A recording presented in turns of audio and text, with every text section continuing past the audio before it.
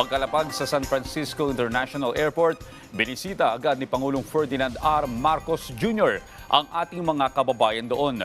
Nasa 1,000 mga Pilipino ang naghintay para makita ang ating Pangulo.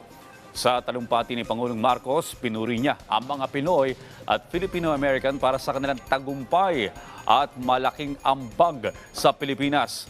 Naranasan din anya ng Amerika ang uri ng pagkagalingang meron ang mga Pilipino noong kasagsagan ng COVID-19 pandemic.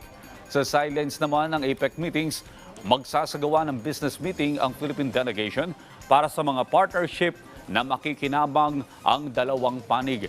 Isusulong ng Pangulo sa APEC ang pagpapalakas ng digital connectivity at digitalization. Gayun din ang pagkakaroon ng energy security, lalo na ang clean energy. Inaasahang magkakaroon ng paglagda ang Pilipinas sa mga kasunduan sa pagitan ng mga negosyo sa Amerika sa usapin ng digital infrastructure, electronics, manufacturing, kalusugan, turismo at iba pa.